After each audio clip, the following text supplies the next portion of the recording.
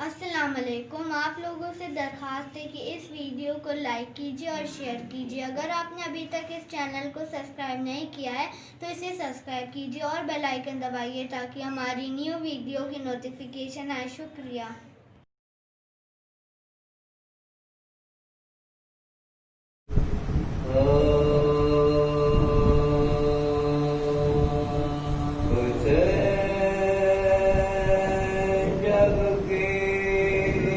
چلے کو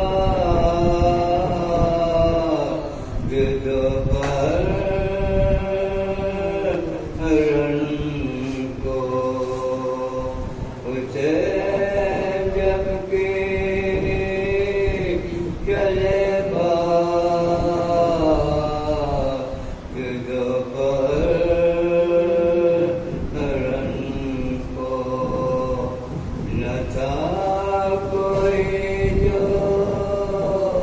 سنبھالے رکاب چن کو اسے چپکے کھڑے تھے جھکائے گردن کو ناچ رہا تھا کربلا کو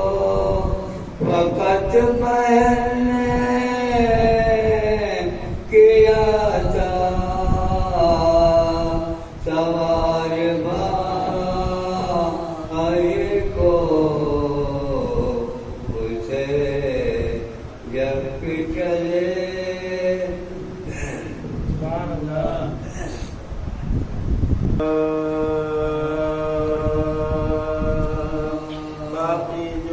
جہاں میں حسین و حسن رہے باقی جو جہاں میں حسین و حسن رہے روشن چراغ رہے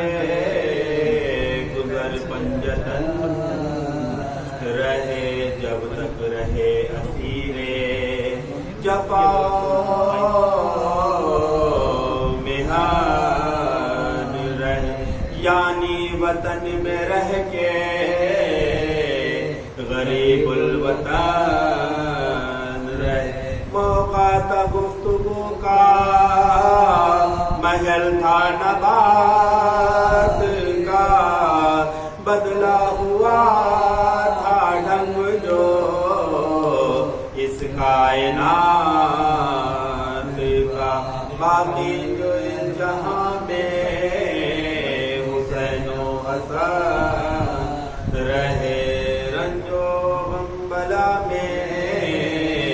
گرفتار تھے حسن خوشنودی خدا کے طلبگار تھے حسن ہر تازہ ظلم سہنے پہ تیار تھے حسن باطل شکست حق کے طرفدار تھے حسن ہر چند دور ظلم و ستم کا جفا کا تھا دل مطمئن بہت تھا بھروسہ خدا کا تھا باقی جو جہاں میں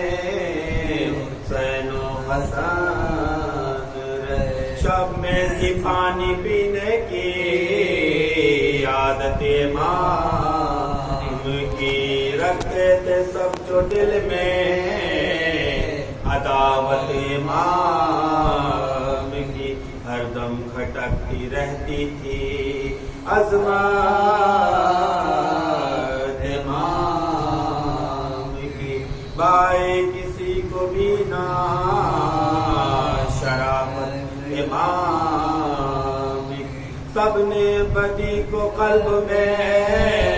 مہمان کر لیا یعنی طریقہ قتل کا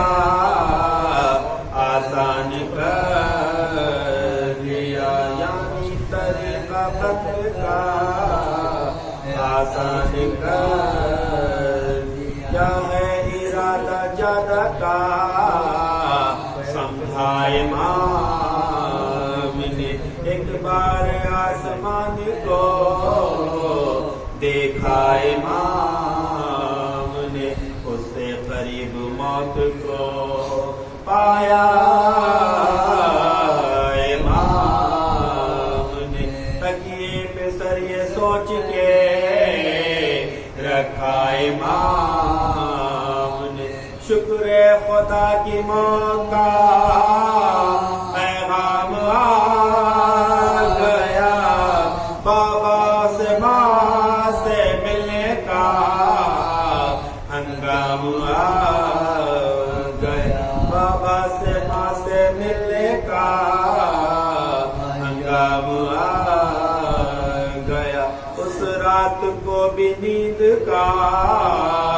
ٹوٹا جو سلسلہ پانی یہ کہہ کے زہر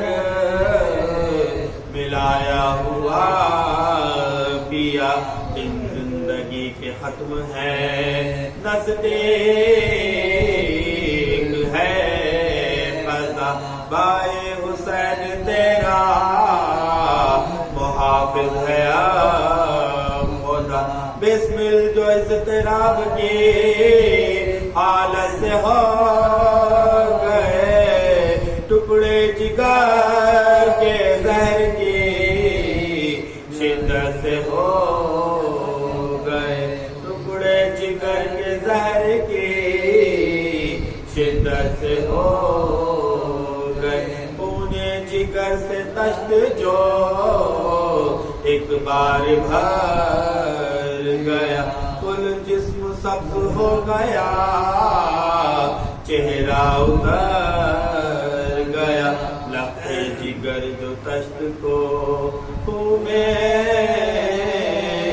بکھر گئے تنہا حسین رہ گئے بھائی گزر گئے ہلتا تھا آسمان جو زینب کے بیل سے کلثوم رو رہی تھی لپٹ کر حسین سے کلثوم رو رہی تھی لپٹ کر حسین سے حسرتا حسنا رہے کیا کرے حسین بھائی کو دفن کس طرح تنہا کرے حسین جو کام ہی کئی کا ہے اکیلا کرے حسین آخر کفن پہنائے گی گریا کرے زینب تڑپ کے بولی بچا لو حسین کو بابا نجار سے آگے سنبھالو حسین کو بابا نجف سے آگے سنبھالو حسین کو میت حسن کی لے کے ہوئے جب رواں حسرت سے دیکھتے تھے سوئے آسمان حسین پاتے نہ تھے جو اپنا کوئی مہربان حسین حال اپنے دل کا کرتے بھی کس سے بیان پہلو مصطفیٰ میں لٹانے نہیں زیر لحد حسن کو چھپانے نہیں دیا زیر لحد حسن کو چھپانے نہیں دیا برسا رہے تھے تیر جنازے پہ اہل کم حشر سے نہ تھی یہ مصیبت حسین پر چپتے تھے تیر جتنے بھی تابوت توڑ کر سب پہ کرے حسن میں اترتے تھے سر حالات پر حسین کو قابو نہ مل سکا بھائی حسن کو نانا کا پہلو نہ مل سکا بھائی حسن کو نانا کا پہلو نہ مل سکا کرتا ہوں جب حسن کے مصائب رقم نصیب زارو قطار روتا ہے میرا قلم نصیب پیشانی تو ضرور ہے سجدے میں غم نصیب محشر میں بخشوائے گا شبر کا غم نصیب محشر میں بخشوائے گا شبر کا غم یا رب جہاں میں میری کھیتی ہری رہے ہر طرح کامیاب سدا زندگی یا رب جہان میں میرے کھیتی ہری رہے ہر طرح کامیاب سدا زندگی رہے باقی جو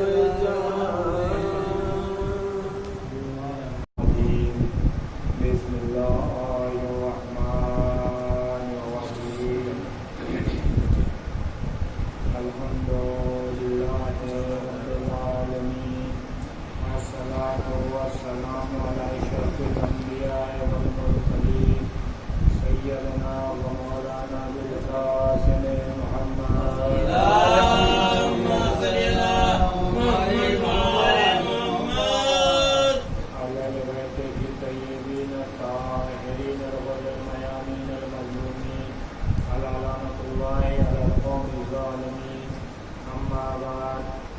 قال الله تعالى في القرآن الحكيم بسم الله الرحمن الرحيم والعصر إن الإنسان لفي خسر إلا الذين آمنوا وعملوا الصالحات وتواصوا بالحق وتواصوا بالصبر اللهم صل على محمد وعلى آل محمد. جیسا کہ آپ حضرات کو پتہ ہے یہ مجلس شب شہادت رسول خدا صلی اللہ علیہ وآلہ وسلم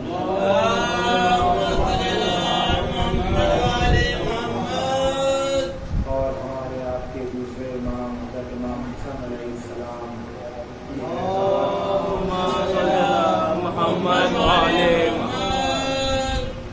اور یہ مسجد مکان کی جو کمیٹی ہے اتحادہ معصومین یہ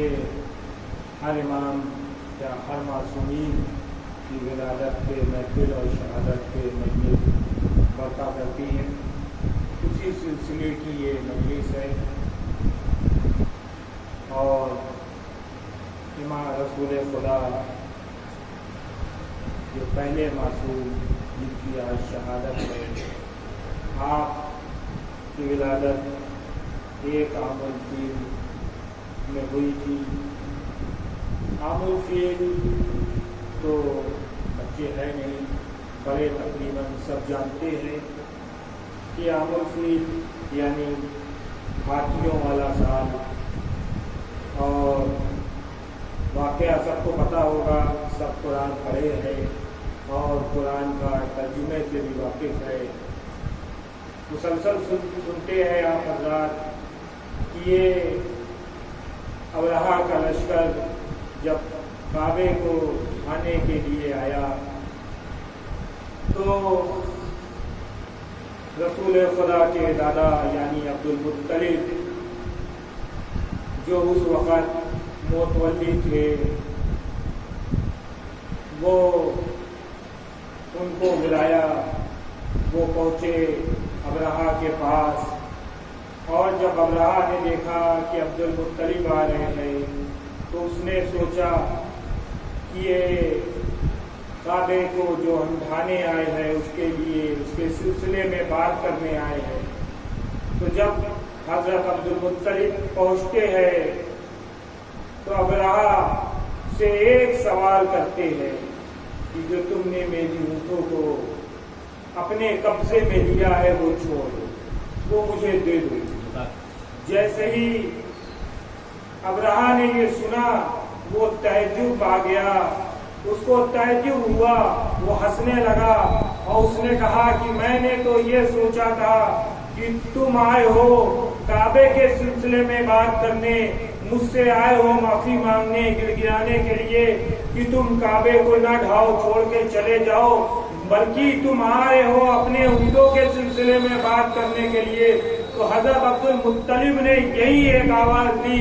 कि देखो मैं ऊँटों का मालिक हूँ, मैं अपनी ऊँट को बचाने के लिए आ गया, काबे का मालिक जो है वो खुद ब खुद काबे को बचा लेगा। सलावत पढ़िए पर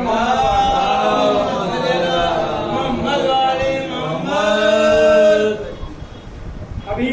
रसूल खुदा दुनिया में आए हैं, उन्होंने अभी अपनी रसालत का ऐलान भी नहीं किया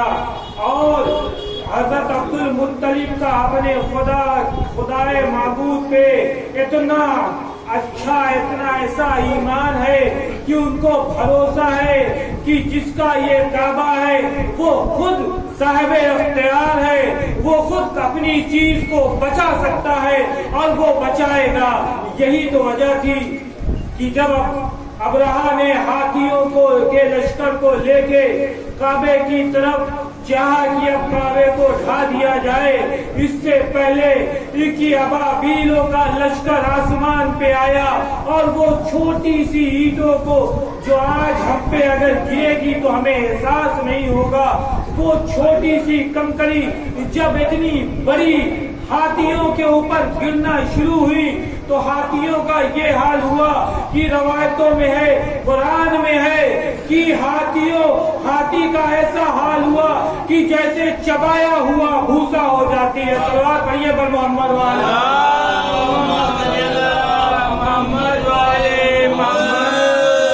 देखिए आसमान से जो 2 मरतबा अजाब नाजिल हुए, जो सब ने देखा कि आसमान से गिरा और अपने दुश्मन को ऐसा किया कि जैसे चबाया हुआ भूसा हो जाए। वो 2 मरतबा ऐसा था कि जब खुदा के घर पे दुश्मन ने चाहा कि खुदा के घर को ढा दिया जाए, तब खुदा ने अबाबीलों के लश्कर को भेज के उनसे किंकरी गिरवाई, पत्थर के टुकड़े छोटे छोटे टुकड़े गिरवाए और हाथी का ये हाल हो गया। और दूसरा मर्तबा वो था जब विलायत मौला अली का मामला आया और उस पे किसी ने उंगली उठा दी। अब खुदा को ऐसा गैर आया कि आसमान से पत्थर आया और वो वैसा ही हो गया जैसे अबरहा का लश्कर हुआ था। सलात पढ़िए बनो।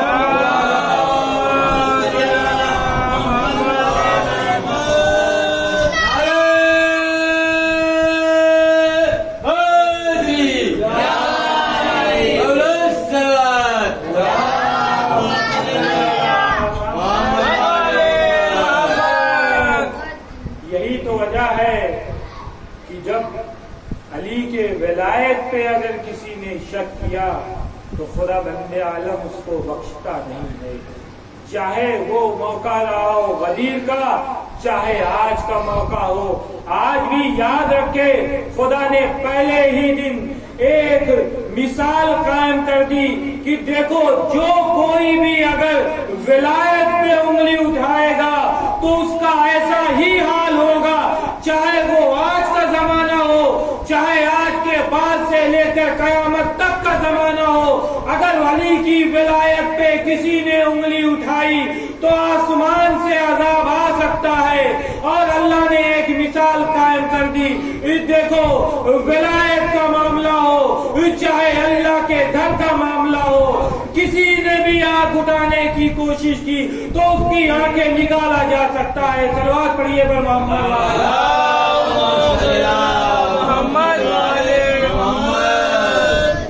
ये रसूल خدا کی ولادت ہے، کہ رسول خدا کی ولادت ایک ایسے موقع پہ ہوئی کہ جب کعبے کو ڈھانے کے لیے ابرہہ کا لشکر آیا، اور رسول خدا نے آنے کے بعد جب 40 سال، روایتوں میں ہے کہ جب رسول خدا 40 سال کے ہو گئے، مولا کائنات 10 سال کے ہوئے، بلکہ یوں کہوں کہ مولا کائنات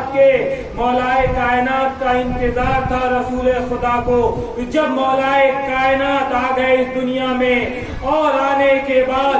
10 سال دنیا کو دیے، اس کے بعد رسول خدا نے اپنی رسالت کا اعلان کیا،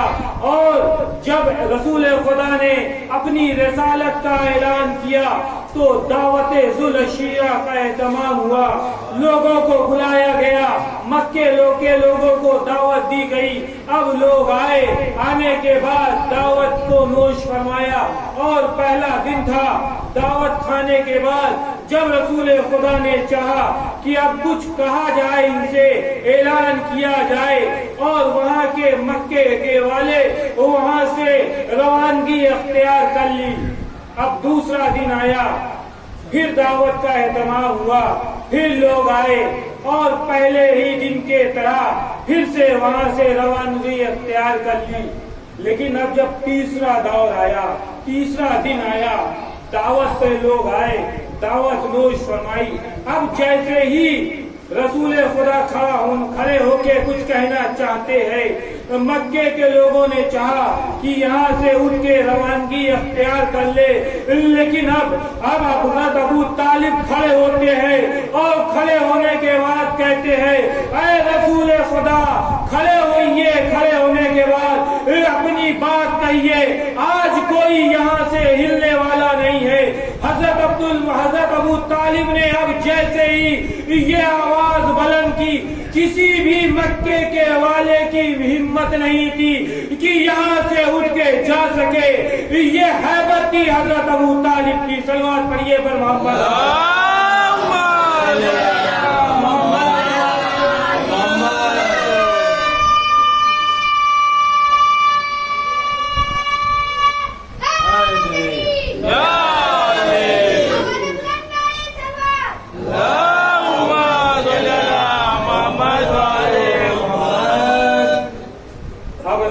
خدا نے اعلان رسالت کیا، اور جیسے ہی اعلان رسالت ہونا تھا کہ اب مکے کے لوگ رسول خدا کے دشمن ہو گئے، لیکن ہر موقع پہ حضرت ابو طالب کھڑے رہے، یہاں تک کہ یہ حال تھا کہ رسول خدا کے زندگی کو بچانے کے لیے حضرت ابو طالب جب رسول خدا سو جاتے تھے تو اپنے رسول خدا کے بستر کو بدل دیا کرتے تھے، کبھی رسول خدا کی جگہ مولا علی کو سلا دیا کرتے تھے، کبھی حضرت طالب لیٹتے تھے، کبھی اپنے دوسرے بیٹے جعفر کو لیٹا دیا کرتے تھے۔ رسول خدا کی پرورش ایسے حضرت ابو طالب نے کی، اور جب رسول خدا رسالت کا اعلان کرنے کے لیے نکلتے تھے راستوں پہ تو لوگ رسول خدا کے اوپر مکے کے لوگ رسول خدا کے اوپر اینٹیں پتھر پھینکا کرتے تھے، رسول خدا کو زخمی کیا کرتے تھے۔ اب جب رسول خدا زخمی حالت میں واپس آئے تو جب حضرت ابو طالب نے مکے کے لوگوں سے کہا کہ تمہارے بیٹے تمہارے بچے اب میرے بھتیجے کے اوپر اینٹیں پتھر سے حملہ کرتے ہیں، تو مکے کے لوگوں نے کہا کہ اے محمد یہ بچوں کی بات ہے، بچوں کی بات میں ہم بڑوں کو نہیں دخل دینا چاہیے۔ اب حضرت ابو طالب نے اب کیا کام کیا دوسرے دن کہ مولا کائنات کو رسول خدا کے ساتھ بھیج دیا کہ اے علی جاؤ، اب رسول جا رہے ہیں تبلیغ کے لیے، تم رسول خدا کا ساتھ دینا۔ اب جب آگے آگے رسول خدا، پیچھے پیچھے مولا کائنات، اب جب مکے کے بچے باہر آئے تو مولا کائنات نے مکے کے بچوں کے اوپر اپنی کھجور کی بیجیں پھینکنا شروع کیا تو کسی کا ہاتھ ٹوٹا، کسی کا پیر ٹوٹا۔ اب مکے کے لوگ گھروں میں آواز بلند ہونے لگی، علی مار رہے ہیں، علی نے حملہ کر دیا، کسی کا ہاتھ ٹوٹا، کسی کا پیر ٹوٹا۔ اب سب ٹوٹے ٹوٹے جب حضرت ابو طالب کے گھر آئے اور حضرت ابو طالب کے پاس آنے کے بعد فریاد کیا کہ اے ابو طالب، تمہارے بیٹے علی نے آج ہمارے بیٹوں کو ایسا حملہ کیا کہ سب ٹوٹے ٹوٹے نظر آ رہے ہیں۔ تو رسول خود جب ایسا بات آئی تو حضرت ابو طالب نے کہا کہ یہ بچوں کی بات ہے، بچوں میں رہنے دو، ہم سے کیا مطلب۔ صلوات پڑھیے بر محمد والے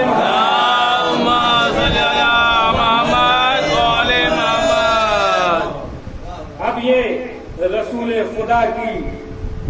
رسالت کے اعلان کے بعد جب مکے کے لوگ دشمن ہو گئے، لیکن رسول خدا تبلیغ کرتے جا رہے ہیں اور اپنی چیز دکھاتے جا رہے ہیں کہ دیکھو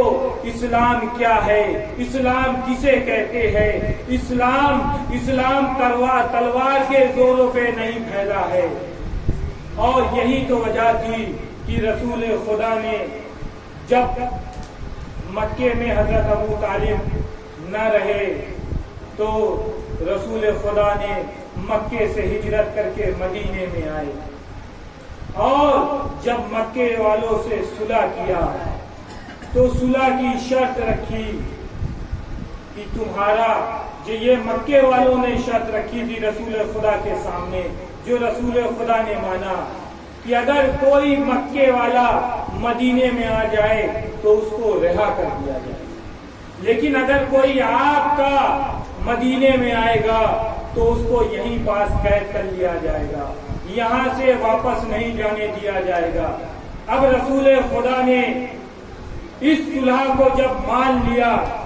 تو اس وقت کے مسلمانوں نے کہا کہ یہ کیسی صلح ہے کہ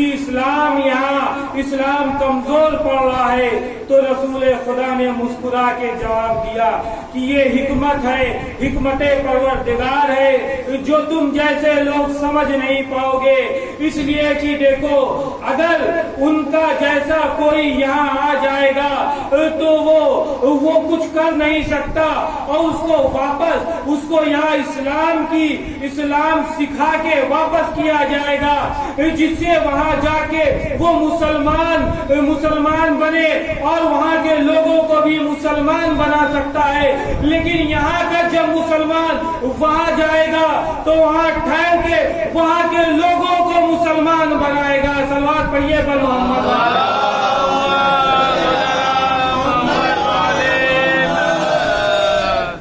یہ رسول خدا کی لوگوں نے حکمت پروردگار صلح رسول خدا نہیں سمجھ سکتے۔ دوسری صلح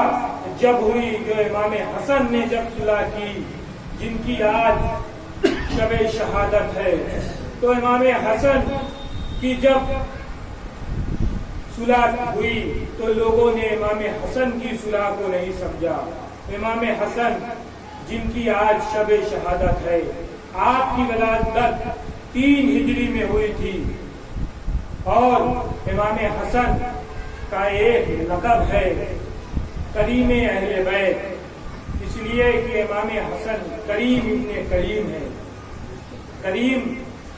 لفظ آپ حضرات جانتے ہوں گے، لیکن بچوں کے لیے اس لیے کہ جب تک لفظ کا معنی نہیں پتہ چلتا تب تک لفظ کی مزہ نہیں آتی کہ لفظ کس کریم سے ملایا جائے، یہ کریم کیا چیز ہوتی ہے، کریم کس کو کہتے ہیں۔ تو اس کی مثال بھی، اس کی واضح بھی کرنے کے لیے مولائے کائنات کے پاس چلے تو مولائے کائنات نے فرمایا کہ دیکھو انسان میں جو صفت ہوتی ہے اس کی 4 صفت یہ ہے کہ نیچے سے شروع کیا جائے تو سب سے بڑا جو کنجوسوں میں دیکھا جائے وہ ہوتا ہے لعین. لعین یعنی لعنت سے لعین ہے، یہ سخت دلی سے ہے، سخت دلی سے لعین ہے. لعین اس کو کہتے ہیں جو خود کھائے نہ کھائے لیکن دوسروں کو کھانے نہیں دیتا. یہ کنجوسی کی صفت ہے کہ جو اپنی پرواہ نہیں ہے کہ ہم کھائے نہ کھائے، بھوکے رہ جائے لیکن دوسروں کو کھانے نہیں دیں گے. جو دوسری ہے صفت اس کو کہتے ہیں بخیل، یعنی خود تو کھا لیں گے لیکن دوسروں کو کھانے نہیں دیں گے. اپنا پیٹ بھریں گے لیکن جیسے آج کے دور میں چل رہا ہے کہ ہم کھائیں گے لیکن تمہیں نہیں کھانے دیں گے. یہ آج کے دور کا یہ جو چل رہا ہے حال، یہ حال یہی ہے کہ ہم سب کھا لیں گے تم بھوکے رہو. اور دوسرا، اب اگر تیسرا حال دیکھے تو تیسرا سخی کہتے ہیں. سخی وہ ہے جو خود کھاتا ہے اور دوسرے کو بھی کھلاتا ہے.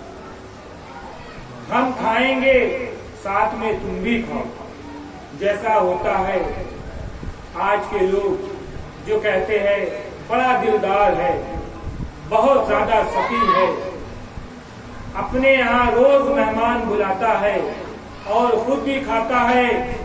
اور اپنے ساتھ لوگوں کو بھی کھلاتا ہے. اور اس کی مثال ابھی دیکھا گیا ہے کہ لوگوں نے جب لاک ڈاؤن آیا، قید ہوئے لوگ گھر میں،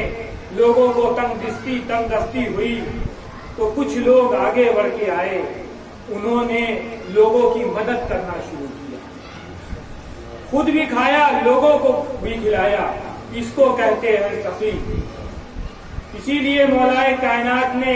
ایک جگہ کہا تھا کہ جب حاتم کو لوگ سخی کہتے تھے تو مولائے کائنات نے یہی کہا تھا ہاں وہ بے شک وہ سخی ہے، 7 دروازوں سے دیتا ہے، لیکن علی وہ ہے جو ایک دروازے سے اتنا دے دیتا ہے کہ غریب کو 7 دروازے جانے کی ضرورت ہی نہیں پڑتی. صلوات پڑھیے پر محمد.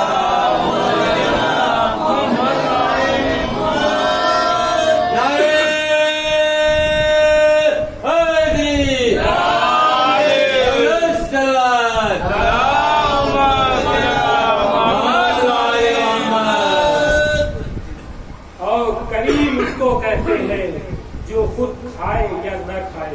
خود بھوکا رہ جائے لیکن دوسروں کا پیٹ بھر دیا کرتا ہے. اسی لیے امام حسن کو کریم اہل بیت کہا جاتا ہے. کریم تو ہمارے 12 امام ہے، 14 معصوم ہے، لیکن کریم اہل بیت امام حسن ہے. اسی لیے تو شاید امام حسن کا دسترخوان بھی مشہور ہے. اور امام حسن کے دسترخوان کے لیے کہا جاتا ہے کہ جب بھی انسان تنگ دستی میں ہو، اس کو لگے کہ اب میرا گزارا نہیں ہو رہا ہے، مشکلیں آ جائے، غریبی آ جائے، کھانے کا ٹھکانہ نہ رہے، کوئی پریشانی آ جائے تو امام حسن کی دسترخوان مان لے. امام حسن کی دسترخوان میں اتنی تاثیر ہے، اتنی تاکید ہے، اتنی طاقت ہے کہ امام حسن کا دسترخوان کوئی مان لے تو اس کی تنگ دستی امام حسن کے وسیلے سے دور ہو جایا کرتی ہے، اور اس کی جو تنگی ہے وہ دور ہو جایا کرتی ہے. اور ضروری نہیں کہ وہی 22 تاریخ کو امام حسن کا دسترخوان کیا جائے. جب بھی آپ کی یہ منت پوری ہو جائے تب امام حسن کا دسترخوان بچھا دے اور اس پہ لوگوں کو بلائے، امام حسن کی دسترخوان کی منت مانے اور اس کو پورا کرے. دیکھیے گا آپ کی بھی تنگ دستی امام حسن کے وسیلے سے بھی دور ہو جائے گی. صلوات پڑھیے.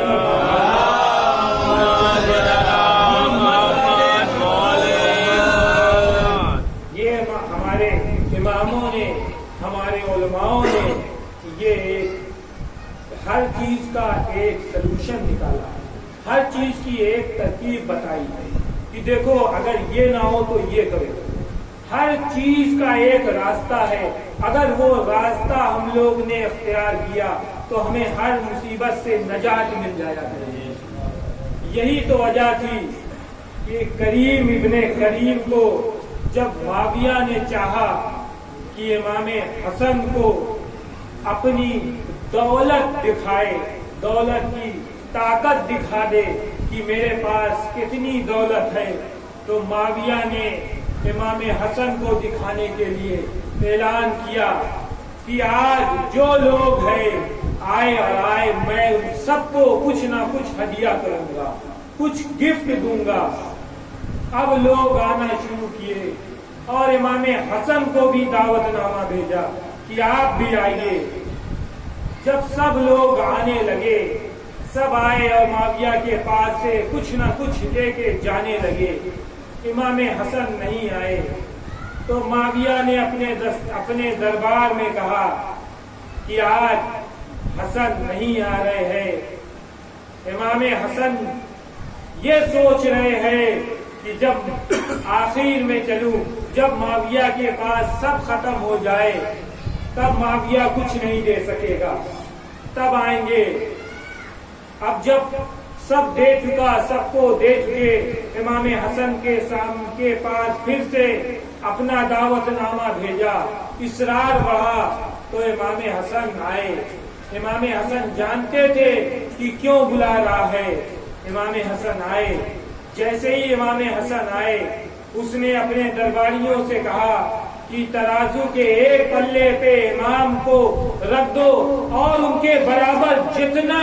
مال ہے وہ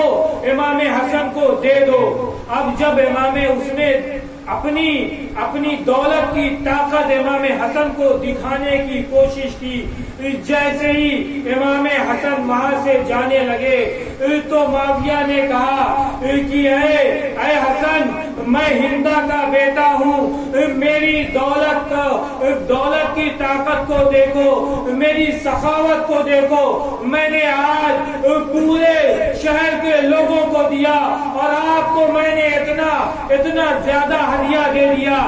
اب جیسے ہی امام حسن آگے بڑھے، امام حسن تو جانتے تھے آگے ہونے والا کیا ہے، امام حسن جیسے ہی آگے بڑھے، معاویہ کا ہی ایک درباری آگے بڑھ کے امام کی جوتیاں سیدھی کرنے لگا، اور جیسے ہی امام کی جوتیاں سیدھی کی، امام نے اس کو اشارہ کیا کہ یہ جو مال ہے یہ تم لے جاؤ۔ جیسے ہی معاویہ نے دیکھا اس کی شکل بدلی، اب جیسے ہی اس کی شکل بدلنی تھی، امام حسن معاویہ کی طرف دیکھنے کے بعد امام حسن نے فرمایا کہ میں فاطمہ زہرا کا بیٹا ہوں، میں تمہاری دی ہوئی دعوت، میں تمہاری دی ہوئی دولت کو غریبوں میں ایسے بانٹ دیا کرتا ہوں۔ صلوات پڑھیے پر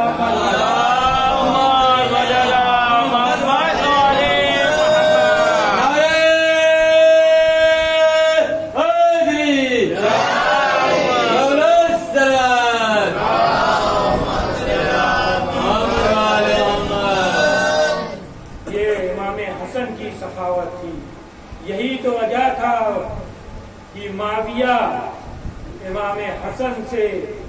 دل میں جو بغض تھی وہ بغض بڑھتی گئی اور امام حسن کی زندگی کا دشمن بن گیا،